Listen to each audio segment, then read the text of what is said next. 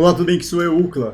A Riot acabou de lançar um vídeo falando sobre mudanças que ela pretende fazer no jogo. Eu ainda não vi ele, então a gente vai reagir a esse vídeo e comentar o que a gente pode esperar dessas mudanças. Então, vamos lá. Será que vem coisa boa por aí? Hey all, it's Jess, executive producer on League of Legends. You might have noticed the title of this video is a little bit different than usual. It used to be called Riot, Please. We've tried this format out for about 4 years, and obviously since then we've launched a ton of games. And so what we want to do is still use this format or this venue to be able to talk to you about what's coming up, but also be able to give more dedicated time to each of the games so we can actually give everyone breathing room. Today we're going to be focusing on LoL PC the MOBA and cover 3 topics. First is going to be the state of the game, second is going to be the client, and third is going to be game clarity. Now I'm going to hand it off to Andre, who's going to talk about state of the game. Hey folks, my name's Andre and I'm the game director for League of Ô, Legends. Medler, mano. We're going to be talking today about how the preseason item update went and the overall state of the game right now. Que legal esses zigs aí no direito. Looking at items first off, we think we've got in place a system that should allow some good increases to choice and diversity for most champions. At the moment though, individual item balance is often overshadowing what could be interesting choices. Items like Sunfire or Gore Drinker have just been universally good choices for the damage or healing they bring. And so one of their first priorities has been chipping items like that down so they're not just dominating in terms of raw stats.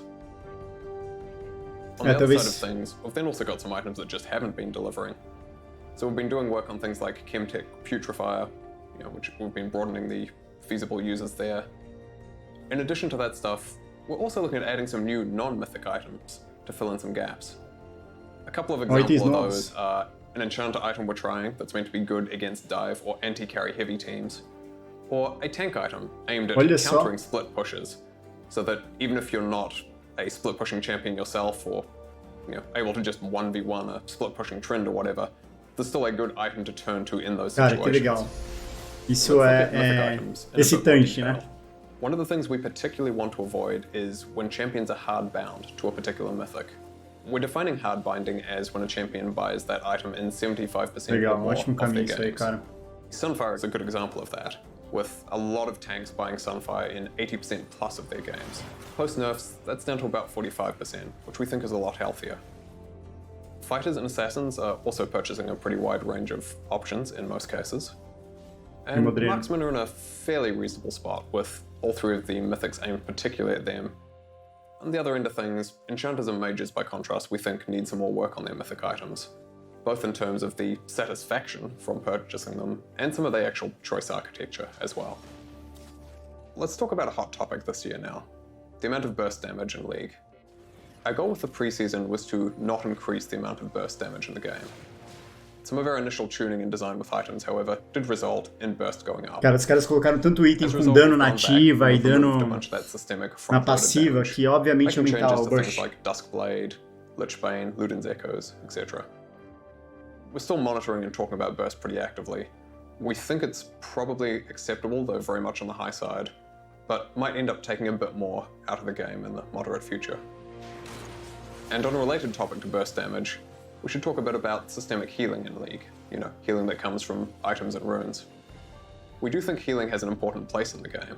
Without sustain, some of the lane trades can end up just being so punishing that you get forced back too easily, and the game snowballs massively. But we don't want it to be invalidating a lot of play and decision making, like it can when overtuned. Some of our item changes ended up introducing more systemic healing than we felt was healthy for the game. And that results in things like grievous wounds feeling too mandatory and chip damage just not mattering. As a result, we've gone back and we've hit some of those sources of healing. Things like Moonstone, Ravenous Hunter, Gore Drinker, Ravenous Hydrate, etc. For some, straight nerfs. For others, we've wanted to shift some of that power towards durability in other forms. Let's shift gears now and talk about role strength in LoL and how that's going at the moment. We want to ensure that all the different positions have a meaningful impact on the outcome of the match. Some positions will be more about scaling, or roaming, or vision control, or whatever than others, but every position should be relevant. When we first launched the preseason though, marksmen and enchanters were in too weak a spot, so we've gone and made some changes to give them some more early impact. Junglers, on the other hand, were in too impactful a spot, overly deciding games by themselves, And so we've gone and removed some gold and XP. Colocaram uma cena ali, né, bem adequada ao que o cara tá falando. A Lilia dando uma porrada de dano. Whenever we do a major update like a preseason, snowball is one of the things we track particularly carefully. From what we've seen, looking at the metrics we track, snowball rates before and after preseason are very similar. Eu acho que snowball tá sob controle, cara, hoje em dia. Having said that, this is also one of the things we'd like to focus on more in the future, get to an even better spot if possible. And so comeback mechanics especially are one of our potential focuses for this year's coming preseason. We particularly want to address cases where you're behind and it just sort of feels a bit hopeless. It's unclear what you should do to get back in the game. Or it's clear, but it's basically just wait for the other team to screw up. So we're exploring ways to give a losing team plays they can try and make when things aren't going their way. Thank you for watching, folks. Here's Jess again. Cara, se eles vão melhorar a mecânica de comeback, as partidas vão durar mais. The client's obviously been a pretty long-standing pain point. So in the beginning of 2020, the first focus area that was clear to us was actually how much memory it was taking to kind of load each one of these screens. We then basically optimized each one of those screens and was hoping for an improved overall navigation experience. But champ select and end of game screen continued to be pain points for players, and so we took a special look at them. What you should see at the end of the day is a significantly faster client compared to the start of 2020. Now, a bunch of you have kind of mentioned, the social panel is still an issue for you. All those issues that you see with friends not showing up, things like that, we're going to be addressing that this year. The second thing that we're going to be looking into is stability. We've seen kind of the crash reports that players have been sharing with us, so we want to take a pretty firm stance and actually do a full burn down on all the crashes, and so we're going to be addressing a lot of those too. Next, I want to touch on game clarity. Game clarity is one of those things that all the teams kind of work on in a more evergreen way for any of the content that they make. But we want to bring up this topic right now because it's been over 10 years and we've pushed a lot of champions and skins to the game. And so what we want to make sure we don't betray is kind of that level of competitive integrity where now characters might be unreadable or hard to understand what they do or how do you play against them. The first input into that framework is the silhouette. It's the foundation for all of our champions, and we want to make sure that each and every champion has a distinct silhouette. So for example, take Senna. Senna is one of those champions that her silhouette is kind of defined by her giant design. And so quando você tá passando o detector no mapa e tem alguma coisa grande lá e quando você vê uma skin de ward, sabe? Because at the end of the day, the enemy knows that it's all going to be coming from this gun. I'll also give a counterexample. Lee Sin is a pretty tough character to actually make skins for, not because he's a complex character by any means, but actually because he has very few distinguishing factors about him. But his animations are what makes him really Lee Sin. And so when we were creating Dragonmancer Lee Sin, it was actually pretty tough. What ended up happening is, when the skin reached PvE, people were starting to notice that they couldn't really recognize that this was Lee Sin. And that was a little bit hard for them to kind of play with, play against. As we saw that feedback come in, interessante esse tópico aí, gente. Better for it now, but that's the kind of problem that I'm kind of se o campeão é muito genérico, não tem nada que chama muita atenção nele, é difícil a silhueta ficar representativa de alguma coisa.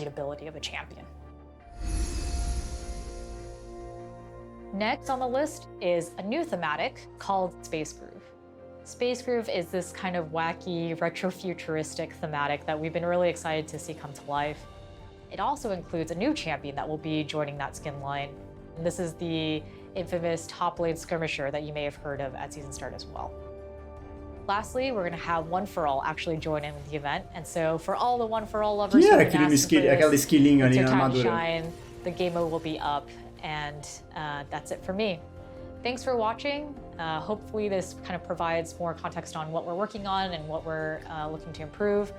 Feel free to give any feedback for all of it and see you on the Rift.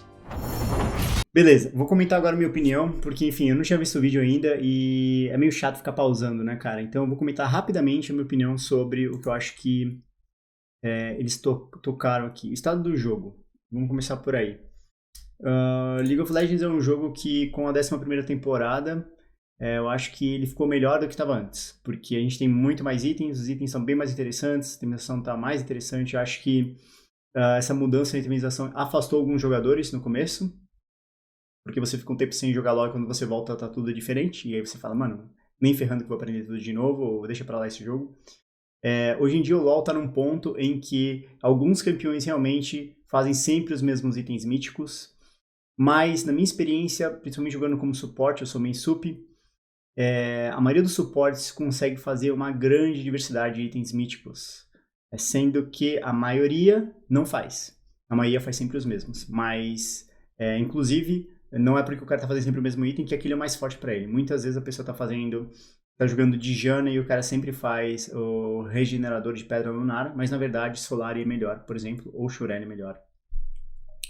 E esse ponto aí de tá fazendo mítico errado vale para vários campeões. E isso tá por trás de outro problema que a gente tem no LoL hoje, que apareceu com a 11ª temporada. E é a questão das pessoas ficarem presas nos mesmos itens porque a Riot só recomenda aqueles, né? Por exemplo, quando eu jogo de Zillion Suporte, que é um campeão que está muito forte de suporte atualmente, o meu segundo item normalmente é Mejai, só que o Mejai não é recomendado para suporte. Então, por que ele não é recomendado, já que é um dos melhores itens para você fazer como segundo, já que é um item lendário tão barato que te dá acesso já ativar a tua passiva mítica ali, né? Dar o snowball a partir dela. Então, o sistema de recomendação de itens acho que dá para melhorar bastante. E quem sabe, recomendar mais do que 3 itens. Talvez falte espaço, né? E quando você recomenda muitos itens, na verdade você não está recomendando nenhum, né? Então tem esse porém aí.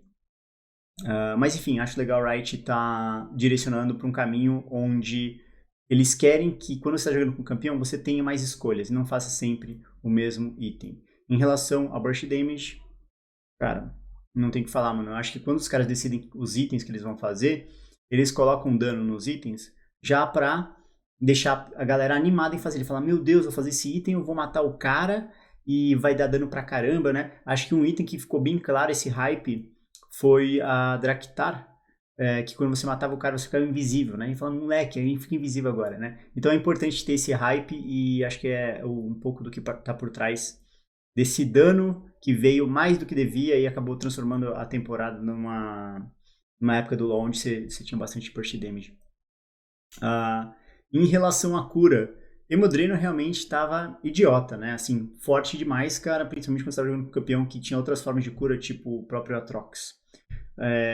As pessoas não se deram conta de que Hemodreno era roubado e começaram a fazer mais cedo justamente por conta desse sistema da Riot, que recomenda sempre os mesmos itens. Então as pessoas só fazem aqueles. Mas se você for atrás, você consegue pesquisar e ver quais itens são melhores. Muitas vezes não são os que você está fazendo ou que todo mundo está fazendo. Sobre esse tópico de força das funções, mano, pra mim tá super safe, assim, cara. Não sei você, né, a posição que você tá jogando, se você tá achando que você tá underpowered, tipo, você não tá tendo impacto suficiente. Eu, como suporte, eu me vejo tendo muito impacto. E eu acho que todas as posições estão impactando assim, de uma maneira similar. Para variar, mid e top tem mais acesso a recurso do que qualquer um outro, porque eles têm acesso a gold e XP sozinho. Mas de resto, a Riot fez mudanças para deixar essas posições um pouco menos impactantes e eu acho que realmente estão. Eu acho curioso os caras comentarem sobre efeito de bola de neve aqui no jogo. Eu acho que o efeito de bola de neve que ele cita aí no caso é quando justamente você consegue uma vantagem, um dos times consegue uma vantagem, e aí a partida vira um sofrimento para outro time. Quando as equipes jogam bem, eu acho que isso é natural de acontecer, cara, porque você não vê muitas possibilidades de comeback. Agora, quando você tá num servidor onde 99% das pessoas estão no diamante 3 para baixo, sei lá, cara, eu acho que sempre tem comeback, né? Sempre tem um potencial de comeback. Eu acho que não tá um snowball desenfreado, não tá um snowball insano, igual o próprio cara falou aí da Riot, eles têm os números, tá safe. O cliente, para variar, continua bugado, sempre vai ter algum tipo de bug, os caras fazem grandes mudanças. Para quem joga Valorant, né, tipo, full bugado, algumas coisas ali, algumas interações sociais. Então realmente tem muito que melhorar nesse sentido. A parte de clareza do jogo, cara, eu não tenho problema em relação à silhueta. Aqui acho que é uma questão de design mesmo, coisa mais técnica quando eles entram nesse aspecto. E é mais para dar um flavor, assim, dá para um gostinho para quem tá vendo o vídeo de entrar nesse tópico e falar, pô, que legal os caras falando disso, né? Tão interessante e tal.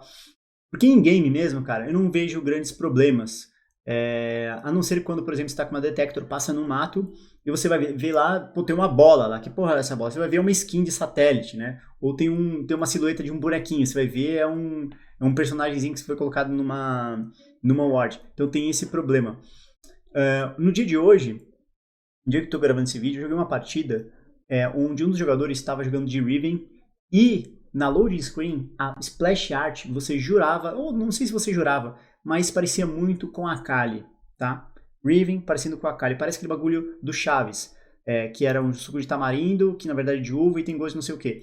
Em game, cara, depois de entrar no jogo, você jurava que era Fiora, entendeu? Então era Riven, que parecia Kali, mas na verdade era Fiora. Então esse tipo de problema, acho que sim, o League of Legends tem hoje, dos campeões que você fala, mano, quem é esse sujeito? E agora chega nesse ponto aí do jogo, que eu não sei quem é esse herói, cara. Eu não sei, cara, é uma skin isso aí? É o Nasus? É o Nasus isso aí. É o Nasus, cara. É um cachorrinho com porrete, né? Então, esse tipo de skin desfigura um pouco o campeão.